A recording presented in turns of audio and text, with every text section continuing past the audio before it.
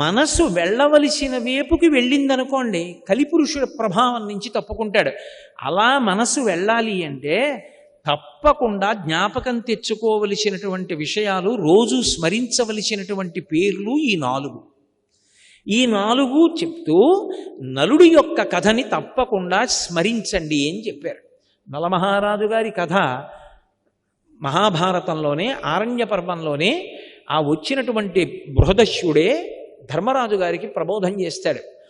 నలమహారాజు గారి యొక్క కథ ఇప్పుడు నేను మీకంతా చెప్పడం ఎలా కుదురుతుంది? విహంగ వీక్షణంగా ఓసారి స్మరిస్తా. ఎందుకంటే కలిప్రభావం గురించి మాట్లాడుతున్నాను కాబట్టి. ఎందుకు చెప్పమన్నారు ఆ విషయాలు? ఎందుకు కలి ప్రభావం చేయడు? ఆ కథకి కలికి ఏమిటి సంబంధం అన్న విషయం గురించి స్పృశించడానికి నేను కథ మీద విహంగ వీక్షణం చేస్తాను, పెద్ద వివరణ చేయకుండా. భీముడు అని ఒక మహారాజు విదర్భ దేశాన్ని పరిపాలించాడు. ఆయనకి సంతానం లేదు. దమనుడనబడేటటువంటి మహర్షిని సేవించాడు. ఆ మహర్షి యొక్క అనుగ్రహం చేత ఆయనకి 3 కుమారులు, 1 కుమార్తె కలిగారు. ఆ మహర్షి అనుగ్రహంతో పుట్టింది కాబట్టి ఆ పిల్లకి దమయంతి అని పేరు పెట్టాడు. గొప్ప అందగత్తె. ఆ పిల్ల పెద్దదవుతోంది. పక్కన నిషధరాజు నలమహారాజు గారు ఉన్నాడు. ఆయన రామచంద్రమూర్తిలా ఆజానబాహు, గొప్ప అందగాడు, గొప్ప శౌర్యం ఉన్నవాడు, చక్రవర్తి. ఆయనని వివాహం చేసుకోవాలనేటటువంటి కోరిక దమయంతి యందు అనురక్తమైంది. ఎందుచేత? అక్కడికి వెళ్ళొచ్చిన వాళ్ళు ఇక్కడ చెప్తుంటే, ఇక్కడికి వచ్చినటువంటి వాళ్ళు అక్కడికి వెళ్ళి చెప్తుంటే నలమహారాజు గారికి కూడా దమయంతిని వివాహం చేసుకుందాం అనిపించింది. దానికి తోడు ఒక రోజున ఆయన ఒక హంసని పట్టుకున్నాడు. అదంది, నన్ను విడిచిపెట్టేసేయి, నీ గుణములు దమయంతితో చెప్పి నీ యందు అనురాగము కలిగేటట్టు చేస్తానండి. హంసని విడిచిపెట్టాడు. అది దమయంతి దగ్గరికి వెళ్ళి దమయంతికి నలమహారాజు గారి పట్ల అనురక్తి కలిగేటట్టుగా మాట్లాడింది ఆయన గుణాలు చెప్పి. దమయంతి అంది, అయితే నా గురించి కూడా నలమహారాజు గారికి చెప్పి ఆయనకి అనురక్తి కలిగేటట్టు చేయమంది. మళ్ళీ ఆ హంస వచ్చి దమయంతికి కూడా చెప్పింది. కొంతకాలం అయింది. ఇక్కడ ఈయన దమయంతిని వివాహం చేసుకోవాలనుకున్నాడు, దమయంతి నలమహారాజు గారిని చేసుకోవాలనుకుంది. తండ్రి స్వయంవరం ప్రకటిస్తానమ్మా, నీ కోరుకున్న వాణ్ణే నువ్వు వివాహం చేసుకోమన్నాడు. నలమహారాజు గారు బయలుదేరాడు. ఈలోగా దిక్పాలకులు కూడా 4 బయలుదేరారు. ఎవరు? ఒకరు దేవేంద్రుడు, ఒకరు అగ్నిహోత్రుడు, ఒకరు యమధర్మరాజు గారు, ఒకరు వరుణుడు. 4 కూడా బయలుదేరి దివ్యమైన రథాల్లో వెళ్ళిపోతున్నారు. కింద నలుడు కనబడ్డాడు. వాళ్ళు ఆకాశంలో రథం ఆపి కిందకొచ్చాడు ఇంద్రుడు. నలమహారాజా, దమయంతిని వివాహం చేసుకోవాలని మా 4 అనుకుంటున్నాం. ఎవరిని చేసుకున్నా పర్వాలేదు, నువ్వు వెళ్ళి రాయబారం చెప్పాలి. దమయంతిని మా 4 ఒకళ్ళని పెళ్లి చేసుకోమని చెప్పన్నాడు. నలమహారాజు తొందరపడి మాటిచ్చాడు, మీరు ఏం చెప్తే ఆ ఉపకారం మీకు చేస్తానన్నాడు. ఇప్పుడు ఎదురొచ్చింది. అయినా మాట తప్పకూడదు కనుక, ఎలా వెడతాను అంతఃపురంలోకి అంటే, నువ్వు వెడుతున్నట్టు ఎవరూ గ్రహించలేరు, నీకు ఆ వరం ఇస్తున్నామన్నారు. నలుడు తిన్నగా దమయంతి అంతఃపురంలోకి వెళ్ళిపోయి ఆవిడికి కనపడాలని సంకల్పం చేశాడు. కనపడ్డాడు. ఆవిడ వచ్చినవాడు నలుడని గ్రహించింది, పిలిచింది, మాట్లాడింది. ఆయన అన్నాడు, నేను మాటిచ్చాను, ఆ 4 ఎవరి మెడలోనైనా వరమాల వేయమన్నాడు. ఆవిడంది, నిన్ను తప్ప అన్యులను పతిగా అంగీకరించను, ఎందుకంటే నేను మానసికంగా నీకు భార్యని ఎప్పుడో అయిపోయాను, నిన్నే భర్తగా స్వీకరిస్తాను. నీకు మాట వస్తుందంటే ఒక పని చెయ్యి, వాళ్ళని స్వయంవరానికి రమ్మను, నేను నీ మెడలో మాట వేస్తాను. నువ్వు చెప్పవలసింది చెప్పావు, నీ చేయవలసింది చేస్తాను. ఇప్పుడు నీ తప్పే ఉంది, వాళ్ళని రమ్మను స్వయంవరానికి అంది. నలుడు వెళ్ళి అదే మాట చెప్పాడు. వాళ్ళు 4 కూడా వచ్చారు. వచ్చిన వాళ్ళు మామూలుగా రాలేదు. నలుడు ఎక్కడ కూర్చున్నాడో పక్క 4 కుర్చీల్లో కూర్చున్నారు. కూర్చుని నలుడు ఎలా ఉంటాడో అలాగే మారారు. ఇప్పుడు వరమాల పట్టుకుని దమయంతి వచ్చింది. 5 నలమహారాజులు కనబడ్డారు. ఆవిడ తన భక్తి చేత దేవతల్ని ప్రార్థించింది. నేను నలుడికి మనసిచ్చాను, ఆయనకి భార్యని మానసికంగా. ఆయన ఎవరో కనుక్కొని వరమాల వేయగలిగినటువంటి శక్తి నాకిమ్మంది. వెంటనే వాళ్ళ రూపాలతో వాళ్ళు నిలబడ్డారు. దేవతలకి చెమట పట్టదు, కనురెప్ప పడదు, భూమికి పాదం తగలదు. ఆవిడ గ్రహించింది. భూమికి పాదం తగులుతున్న నలుణ్ణి చూసి మెడలో వరమాల వేసింది. దేవతలు ప్రసన్నులయ్యారు. అమ్మా, ఎంత ధర్మాన్ని పాటించావు తల్లి, అందుకే నీకు వరం ఇస్తున్నావు. ఇంద్రుడు అన్నాడు, నువ్వు ఎక్కడ యజ్ఞం చేసినా నేను వస్తాను. అగ్నిహోత్రుడు అన్నాడు, నువ్వు సంకల్పం చేస్తే నేను వస్తాను. వరుణ్ అన్నాడు, నువ్వు ఉన్న చోట నీటికి లోటు ఉండదు, నువ్వు పిలిస్తే నేను వస్తాను. యమధర్మరాజు గారు అన్నాడు, నీ మనసు ధర్మమునందు ప్రవర్తించుగాక అన్నాడు. నలుగురు ఇంటికి తిరిగి వెళ్ళిపోతున్నారు వాళ్ళ లోకాలకి. కలిపురుషుడు ఎదురొచ్చాడు. కలిపురుషుణ్ణి చూసి వీళ్ళ నలుగురు అడిగారు, నువ్వెక్కడికి వెడుతున్నావు అని అడిగారు. దమయంతిని వివాహం చేసుకోవాలనుకుంటున్నాను, వెడుతున్నాను అన్నాడు.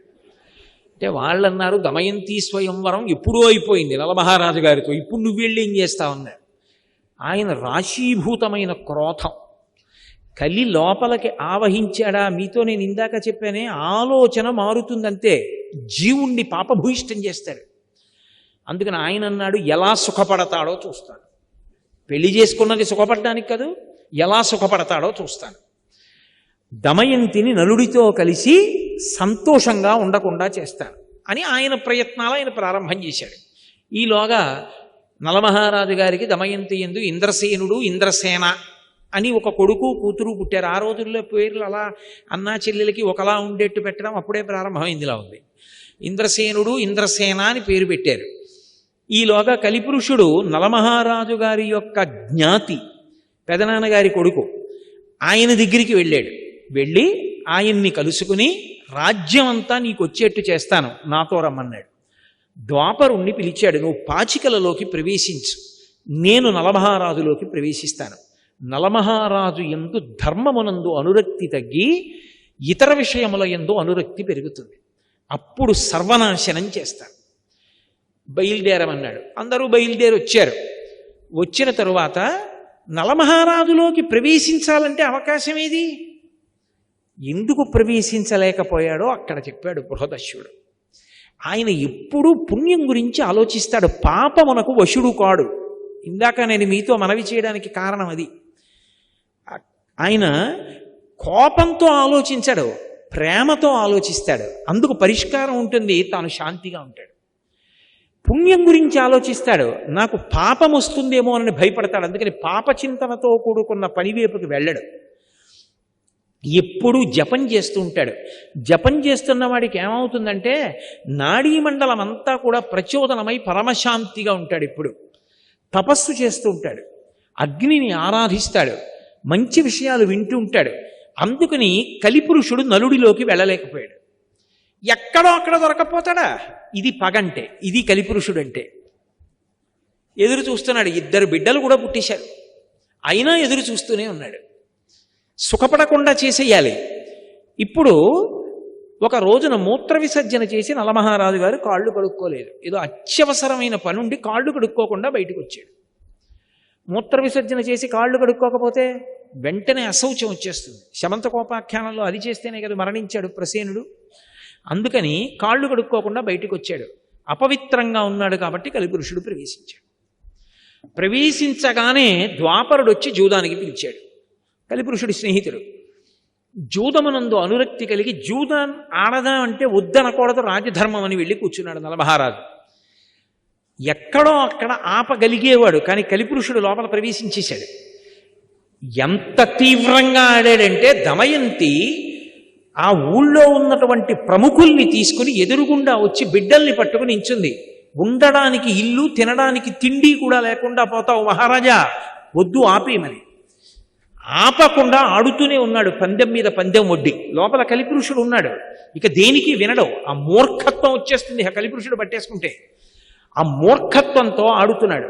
దమయంతి గమనించింది, ఇక ఆపడం ఇది కలిపురుష లక్షణం అని వార్ష్ణేయుడు అని సారథిని పిలిచింది. తన బిడ్డలు ఇతని రథం ఎక్కించి పుట్టింటికి తీసుకెళ్ళిపోమంది. ఆపదొచ్చేసిందని ఆవిడ కనిపెట్టింది. అన్నీ ఓడిపోయాడు. ఓడిపోయి రాజ్యం తన దయాదికి అప్పచెప్పేసి తాను బయలుదేరి వెళ్ళిపోయాడు అరణ్యాలకి. ద్వాపరుడితో పాచికలాడాడు కదా, దాయాది రాజై కూర్చున్నాడు. ఊరి చివరకెళ్ళి 3 రోజులు భోజనం కూడా లేదు. అయినా చిత్రం ఏమిటంటే కొత్త రాజుగారికి కోపం వస్తుంది, పాత రాజుగారిని పలకరిస్తే అని ఒక్కడు వెళ్ళి పలకరించలేదు నలమహారాజుని. ఆఖరికి ఇద్దరూ కలిసి అరణ్యంలో వెళ్ళిపోతున్నారు నలదమయంతులు. ఆకలి, పైన పక్షులు ఎగురుతున్నాయి. పక్కన భార్యే కదా ఉంది, ఎవరూ లేరు కదా అని నా పంచె తీసి విప్పేసి పైకి విసురుతాను. ఆ పంచె పక్షుల మీద పడి బరువుకి పక్షులు కింద పడతాయి, ఆ మాంసం తిందాం దమయంతి అని బట్ట తీసి విప్పేసి పైకి విసిరాడు. ఆ పక్షులు బట్ట పట్టుకుని వెళ్ళిపోతూ పక్క నవ్వి, నిన్ను ఓడించడానికి కారణమైనటువంటి పాచికలం పక్షి రూపం ధరించాం, ఒంటి మీద బట్ట కూడా తీసేయడానికి. నేను ద్వాపరుణ్ణి, మహారాజా బట్ట కూడా లేదు తిరిగన్నాయి. ఏం చెయ్యాలో తెలియక దమయంతి కట్టుకున్న చీరే తాను చుట్టుకుని ఇద్దరూ కలిసి అడవిలో నడిచారు. పడుకున్నాడు ఒక చోట, ఒక శిథిల ప్రాంగణం దొరికితే పడుకున్నాడు. కలిపురుషుడు లోపల ఉన్నాడు కదా, ధర్మం తప్పిపోతోంది. ఏం ఆలోచించాడంటే, ఇంత గొప్ప భార్య, ఈమె కష్టపడుతోంది నా వల్ల, ఈమెని వదిలిపెట్టేయాలనుకున్నాడు. నేను వదిలేస్తే సుఖపడుతుంది. వదిలిపెట్టి బయటికి వెళ్ళాడు. మళ్ళీ ధర్మం గుర్తొచ్చింది, భార్యని వదిలిపెట్టకూడదు. మళ్ళీ వచ్చాడు, కానీ లోపల కలి. ఆ కలి ప్రభావానికి ఏం చేశాడంటే చెయ్యకూడని పని చేసేసాడు. అంత పెద్ద అరణ్యంలో భార్య చీర కొంగు చింపేసి ఒంటికి కట్టుకొని వదిలిపెట్టి వెళ్ళిపోయాడు. పాపం దమయంతి ఉండిపోయింది. అలా వెళ్ళినవాడు నలమహారాజా రక్షించు, నలమహారాజా రక్షించు అని కేకలు వినపడ్డాయి. గబగబా వెళ్ళి చూశాడు, పెద్ద పాము ఒకటి పడుంది. అవతల నుంచి అరణ్యం అంతా కాలిపోయి మంటలు వచ్చేస్తుంటే పాము అంది, మంటల్లో తప్పించుకోలేను, నువ్వే నన్ను ఎలాగోలా తీసుకెళ్ళి ఏదైనా నది ఒడ్డున పడయి, ఒళ్ళు కాలిపోతోంది మహారాజా, నేను కర్కోటకుణ్ణి, మహాసర్పాన్ని, మునిశాపానికి ఇలా పడిపోయాను, ఇప్పుడు కదలలేనంది. చిన్న పాము అయిపోయింది. దాన్ని ఎత్తి పట్టుకుని నది ఒడ్డుకెళ్ళి దింపబోతున్నాడు. 10 అడుగులు ఈ మహారాజా అంది. 10వ అడుగు వేశాడు, ఠక్కున కరిచింది. అది కర్కోటక విషం. ఆ విషం వల్ల వెంటనే కాళ్ళు చేతులు కురసైపోయి పొట్టివాడైపోయి భయంకరమైన ఆకారాన్ని పొందేశాడు. కర్కోటకుడి వంక తిరిగి అన్నాడు, ఉపకారం చేసిన వాడికి నువ్వు చేసే ఉపకారం ఇదా అన్నాడు. మహారాజా, నేను అపకారం చేయలేదు, నలుడిగా ఎలా తిరుగుతావు ఇంత కష్టంతో, నిన్నిప్పుడెవ్వరూ గుర్తుపట్టరు. ఋతుపర్ణుడి యొక్క రాజ్యానికి వెళ్ళి నీకు అశ్వహృదయం తెలుసు కాబట్టి గుర్రాలు పెంచి పోషించు, వెళ్ళిపోమన్నాడు.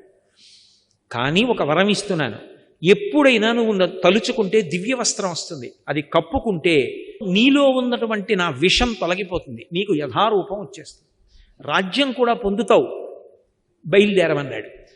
బాహుకుడు అని పేరు పెట్టుకుని నల్లగా పుట్టివాడై ఋతుపర్ణుడి యొక్క రాజ్యానికి వెళ్ళిపోయాడు. పాపం దమయంతి నిద్ర లేచింది, భర్త లేడు, ఒక్కత్తి కీకారుణ్యం, కాకులు కూడా దూరని అరణ్యం తిరుగుతోంది. ఇంతలో ఎట్నుంచో ఒక పెద్ద కొండచిలవ వచ్చి పట్టుకుందావిడ. ఇక కొండచిలవ ఆవిడ్ని గ్రసించబోతుండగా ఓ కిరాతుడు వచ్చి కొండచిలవని సంహరించి ఈవిడ్ని కాపాడాడు. స్నానం చేసి వచ్చి సేద తీరింది, ఆవిడికి పళ్ళు తేనె ఇచ్చాడు, తింది. అంతలో అతని యందు పుట్టకూడని కోరిక పుట్టింది. ఆమెని భార్యగా స్వీకరిస్తానని ఆమె యొక్క పొందు కోరాడు. వెంటనే ఆమె, నేను మహాపతివ్రతనైతే వీడు నిలువున దగ్ధమగుగాక అంది. ఆ కిరాతుడు మరణించాడు. ఆ తల్లి వెతుక్కుంటూ వెడుతుంటే వర్తక బృందం కనపడింది. అమ్మయ్య కనపడ్డారు కదా అని, మహాప్రభో నేను నలుడి భార్యని దమయంతిని, కష్టాల్లో ఉన్నాను, నలుడిని చూశారా అని అడిగింది. ఈ అరణ్యంలో పులులు చూశాం, సింహాలు చూశాం, నలుడిని చూడలేదమ్మా, ఇక్కడ ఒక్కదానివి ఆడదాని ఉండకూడదు, మాతో వచ్చేసి మేము చీది రాజ్యానికి వెడుతున్నాము అన్నారు. అక్కడ సుబాహుపురం అని ఉంది, అక్కడికి వెడతామన్నారు. సరేనండి. వెడుతుంటే ఏనుగుల గుంపు వచ్చి అందరినీ చంపేసింది, వర్తకుల్ని. ఆవిడంది, విధి అంటే ఇంత విచిత్రంగా ఉంటుంది, చచ్చిపోవాలనుకున్న నన్ను ఏనుగులు వదిలేసాయి, నా అంత నేను చచ్చిపోకూడదు, ఆత్మహత్య దోషం, ఏనుగు చంపేస్తే గొడవ వదిలిపోను, నా జోలికి రాలేరు, బతుకుదాం అనుకున్న వాళ్ళని చంపేశాయి. ఎవరో ఒకరిద్దరు బ్రాహ్మణులు మిగిలేరు, వాళ్ళతో కలిసి సుబాహుపురం వెళ్ళింది. ఆ వీధిలో ఆకలితో ఏడుస్తూ నడుస్తోంది. కలి ప్రభావం, అన్ని కష్టాలు పడాలి. వస్తుంటే రాజమాత చూసింది పైనుంచి, ఎవరు రా, చంద్రబింబంలా ఉంది ఆ పిల్లని పిలిపించింది. ఏమమ్మా నిన్ను చూస్తే రాచపుత్ర స్త్రీలా ఉన్నావు, ఇంత కష్టంలో ఉన్నావు, నా అంతఃపురంలో ఉండమంది. నిన్ను చూస్తే నాకు ఎందుకో మనసు స్పందిస్తోంది, ఏదో బంధుత్వం ఉందనిపిస్తోంది, నా దగ్గర ఉండండి. అమ్మా నేను సైరింధ్రీ కార్యాలు చేయను, పరపురుషుల దగ్గరికి వెళ్ళను, ఇతర కాళ్ళు పట్టను, ఎంగిలి తినను, అలా అయితే ఉంటానంది. సరే ఉండమంది ఆవిడ రాజమాత. అంతఃపురంలో ఉంటోంది పాపం. అక్కడ నలుడు ఋతుపర్ణుడు ఒక మహారాజు. ఆ ఋతుపర్ణుడి యొక్క సేవలో అశ్వహృదయం తెలుసున్నవాడు కాబట్టి లొంగని గుర్రాల్ని లొంగ తీసుకుని రథచోదనం చేస్తూ బతుకుతున్నాడు. అలా బతుకుతుంటే ఇక్కడ ఎన్నాళ్ళు ఉంటుంది ఈవిడిలా పాపం. ఒకనాడు తండ్రి భీమకుడికి ఆలోచన వచ్చింది. భీముడికి నా కూతురు ఎక్కడుందో వెతికి పట్రమ్మని బ్రాహ్మణుల సమూహాల్ని పంపాడు.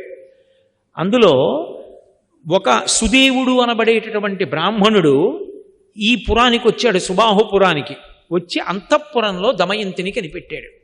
అమ్మ ఆవిడ కనుబొమల మధ్యలో ఒక పుట్టుమచ్చ ఉంది, అది చతుర్ముఖ బ్రహ్మగారు సృష్టిలో ఆవిడికి మాత్రమే పెట్టాడు. ఆవిడ దమయంతి, మహాపతివ్రత, నలమహారాజు ఇల్లాలు, కష్టాలలో ఉండి ఇక్కడ ఉందమ్మా అన్నాడు. దమయంతికి నీళ్ళిచ్చి ముఖం కడుక్కోమన్నారు, కనిపెట్టారు. అవును మహాతల్లి మహాపతివ్రత దమయంతి అని. అప్పుడు ఆ రాజమాత చెప్పింది, అయ్యో తల్లి నిన్ను చూస్తే నా హృదయం ఎందుకు స్పందించిందో అర్థమవుతోంది. నీ తల్లి నేను అక్క చెల్లెళ్ళాం కాబట్టి నువ్వు నాకు కూతురు అవుతావు అంది. పుట్టింటికి ఎడతానంది, బయలుదేరింది, పుట్టింటికి వెళ్ళిపోయింది.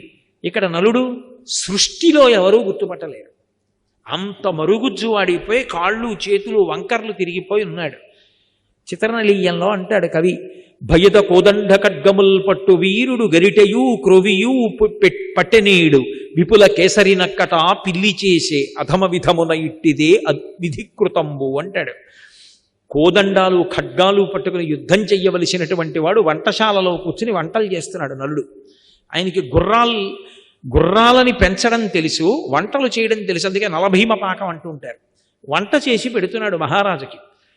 ఒక రోజున దమయంతి తన తల్లి దగ్గరికి వెళ్ళి అంది, అమ్మా ఎంతకాలం నా భర్తని కలవకుండా ఇలా ఉంటాను అని బ్రాహ్మణుల్ని పిలిపించి మీరు ప్రతి రాజ్యానికి వెళ్ళండి, సభలో నిండు సభలో ప్రశ్న వెయ్యండి, ఈ లోకంలో ఏ భర్త అయినా బిడ్డల్ని పొందినటువంటి వాడు మహాపతివ్రత ఏమీ తెలియని అమాయకురాలైన ఇల్లాలు తన యందు ప్రేమ కలిగిన దాన్ని ఆమె బట్టలో ముక్క చింపి తాను కట్టుకుని రాత్రికి రాత్రి మహదారణ్యంలో భార్యని విడిచిపెట్టి వెళ్ళిపోయిన పురుషుడున్నాడా అని ప్రశ్న వెయ్యండి.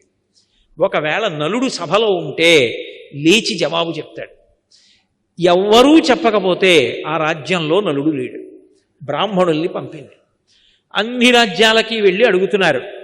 ఋతుపర్ణుడి రాజ్యానికి కూడా వెళ్ళి ఒక బ్రాహ్మణుడి ప్రశ్న వేశాడు. ఏమీ మాట్లాడలేదు ఎవరు.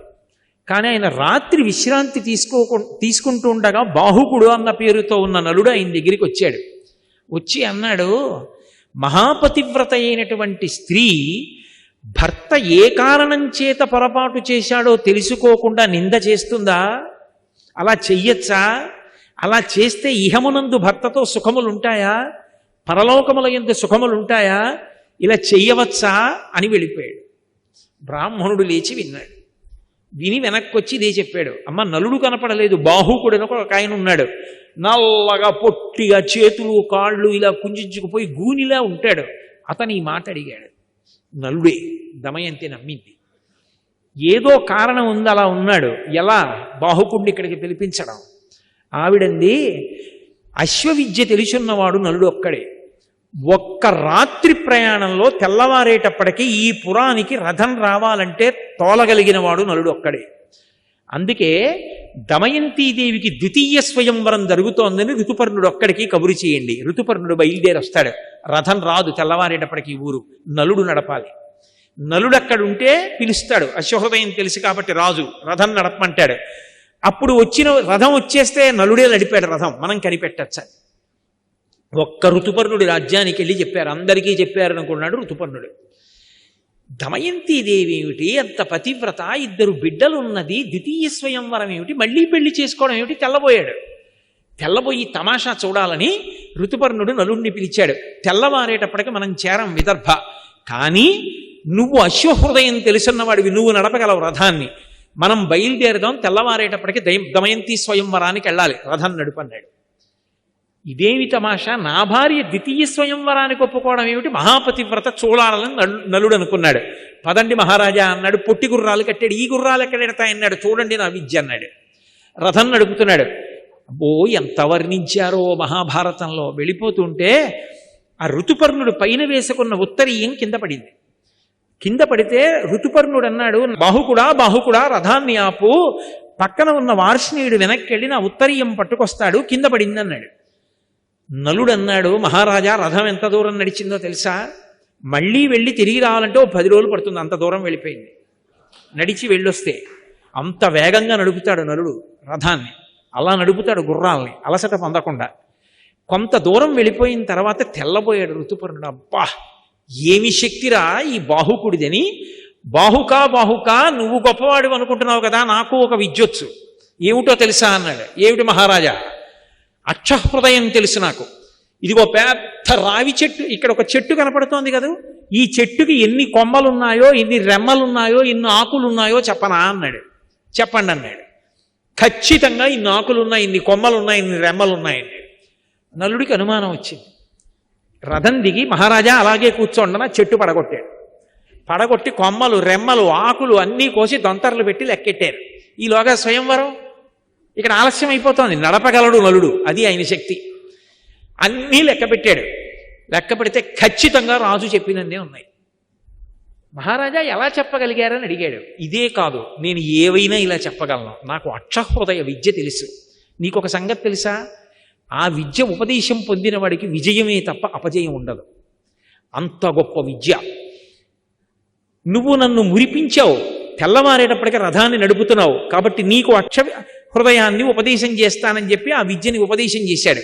ఆ విద్య ఉపదేశం పొందితే లోపల విషం కానీ కలిపురుషుడు కానీ ఉండలేడిగా. ఆయన ఎప్పుడైతే ఆ విద్య ఉపదేశం పొందాడో నలుడు, కలిపురుషుడు బయటపడిపోయాడు. మహారాజా నిన్ను కష్టాలు పట్టిన వాడిని నేనే. ఒకప్పుడు స్వయంవరానికి వస్తుంటే స్వయంవరం అయిపోయిందని నీలో ప్రవేశించి పాచికలాడించి బాధపెట్టాను, నన్ను మన్నించన్నాడు. నలుడు కత్తి తీసి నిన్ను చంపేస్తానన్నాడు.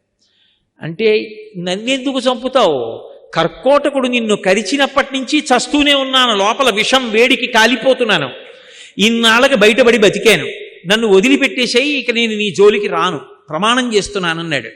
మరి ఎక్కడుంటావన్నాడు. ఇదిగో విభాతక వృక్షం అంటే తాండ్ర చెట్టు, దాన్ని ఆవహించి ఉంటానన్నాడు. అందుకే ఇప్పటికే ఎవరో తాండ్ర కర్ర కానీ తాండ్ర చెట్టు కిందకి వెళ్ళడం కానీ తాండ్ర చెట్టు ఎక్కడం కానీ చేయరు. కలిపురుషుడు ఆవహించి ఉంటాడు దాన్ని. నేను తాండ్ర చెట్టును ఆవహించాడు. మహారాజు వెళ్ళిపోయాడు స్వయంవరానికి. ఎవరు లేరు, ఈయనొక్కడు తప్ప. తెల్లబోయాడు, ఇదేమిటి స్వయంవరం అన్నారు, నన్ను ఒక్కడనే పిలిపించారని. బాహుకుడు కూర్చున్నాడు. కేశిని అని దమయంతి యొక్క చెలికెత్తే పిల్లలిద్దరినీ తీసుకెళ్ళింది. ఎంత మారు వేషంలో ఉంటే మాత్రం పిల్లల్ని చూస్తే తండ్రి హృదయం ఆగుతుందా? ఎత్తుకుని ఇద్దరినీ 2 తొడల మీద కూర్చోబెట్టుకుని ముద్దులాడి మురిపాలతో పొంగిపోయాడు. కేశిని గమనిస్తోంది. గభాలను దింపేసి, మహారాజు బిడ్డలు, నేను ముద్దులాడకూడదు మాట్లాడకూడదు, కానీ నా బిడ్డలు గుర్తొచ్చారు, ఏమనుకోకు, ఇంకెప్పుడు ఇటు రాకు అని చెప్పి పంపించేశాడు. ఆవిడ వెళ్ళి దమయంతీదేవికి చెప్పింది. ఆవిడ గుర్తుపట్టింది, నలుడే బాహుకుడి రూపంలో ఉన్నాడని. పిలిపించింది. ఎదురుగుండా నిలబడి మళ్ళీ ఇదే ప్రశ్న వేసింది. అరణ్యంలో ఒక్కతే నిద్రపోతున్నప్పుడు చీర కొంగు చింపి భర్త కట్టుకుని భార్యని విడిచిపెట్టి ఒక్కదాన్ని అరణ్యంలో వదిలేసి వెళ్ళిపోయినవాడు ధర్మాత్ముడా చెప్పు బాహుక. ఆయన అన్నాడు, అది ధర్మం కాదు, కానీ నా యందు కలిపురుషుడు ప్రవేశించాడు దమయంతి, అందుకని నేను ధర్మం తప్పి పొరపాటు చేశాను. నీ ఎందు ఏ కలిపురుషుడు ప్రవేశించాడు, నువ్వెందుకు ద్వితీయ స్వయంవరానికి ఒప్పుకున్నావు, తప్పు కాదా అని అడిగాడు. త్రికరణ శుద్ధిగా నాకు ద్వితీయ స్వయంవరం మీద అనురక్తి లేకపోతే నీకోసమే నేను ద్వితీయ స్వయంవరం ప్రకటించుంటే దేవతలు పలికెదరుగాక అంది. వాయుదేవుడు వచ్చి నిజం చెప్పాడు, ఆమె నీకోసమే ద్వితీయ స్వయంవరం ప్రకటించిందని. వెంటనే కర్కోటకుడిని తలుచుకున్నాడు. దివ్యవస్త్రం వచ్చింది, కప్పుకున్నాడు. నలుడైపోయాడు. నలుడైపోగానే దమయంతిని స్వీకరించాడు. చాలా సంతోషించాడు. మళ్ళీ తన రాజ్యానికి వెళ్ళాడు. దయాదిని పిలిచాడు. ఈసారి గెలిస్తే దమయంతి నీది, ఈసారి గెలిస్తే రాజ్యం నాది అన్నాడు. ఎందుకని ఈసారి కలిపురుషుడు తనలో లేడిక, తనది గెలుపు, ధర్మం తనది కనుక. ఎక్కడ ధర్మం ఉందో అక్కడ గెలుపు. పాచికలు వేశాడు. వెయ్యగానే నలుడు గెలిచాడు. దాయాది వెళ్ళిపోయాడు. రాజ్యంతో తొలతూగాడు. అప్పుడు కలిపురుషుడు వరమిచ్చాడు. మహారాజా, నలమహారాజా, నీ యొక్క కథని ఎప్పుడైనా ఎక్కడైనా విహంగ వీక్షణంగా పద్యాలు శ్లోకాలు లేకుండా చిన్న కథగా ఒకసారి చెప్పుకున్నా సరే ఇక కలిపురుషుడు ప్రవేశించడు. సర్వం శ్రీ ఉమామహేశ్వర పరబ్రహ్మార్పణమస్తు. స్వస్తి.